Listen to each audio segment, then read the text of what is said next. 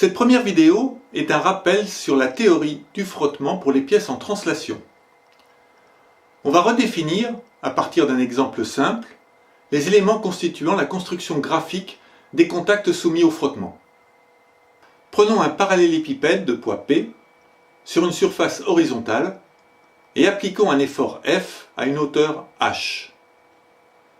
On constate que celui-ci ne bouge pas. Pourquoi ? Le solide est soumis à trois forces, le poids P et la force F, qu'on connaît totalement, et la réaction R de la surface horizontale sur le parallélépipède.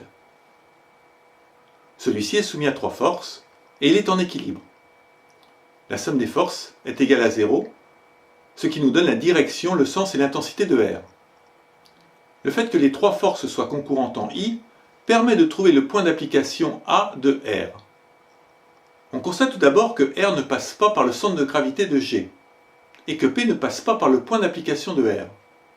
La réaction fait un angle alpha par rapport à la verticale, qui est la direction de la réaction R s'il n'y avait pas de frottement.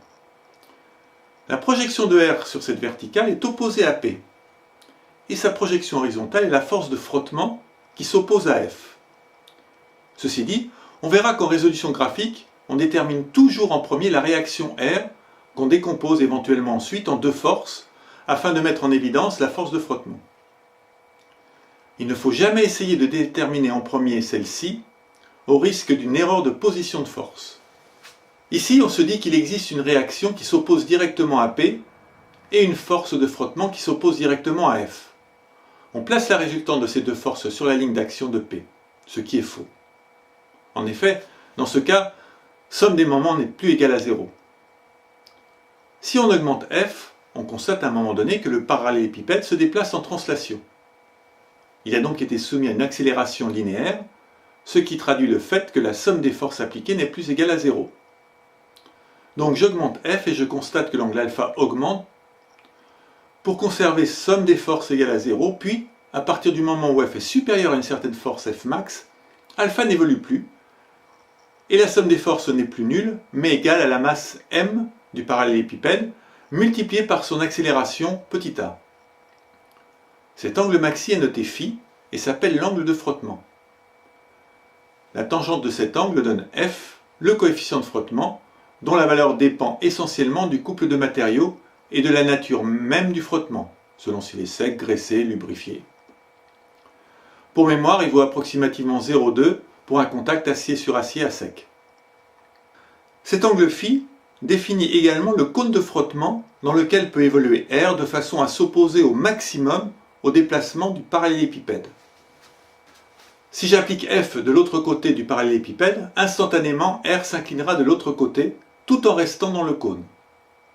Règle importante, R ne peut jamais sortir du cône. Quand la pièce est en mouvement ou à la limite de se mettre en mouvement, R se situe sur le cône de frottement. Refaisons cette expérience en plaçant verticalement le parallélépipède et en plaçant la force F assez haute. En ce cas, on constate que celui-ci ne glisse pas mais bascule. On a bien donc somme des forces égale à 0, mais comme le point d'application de R est à l'extérieur de la surface de sustentation du cube, celui-ci bascule. À titre d'exercice, refaites ces constatations sans appliquer de force F, mais en inclinant d'un angle alpha le plan horizontal, et déterminez sous quelles conditions le parallélépipède glisse ou bascule.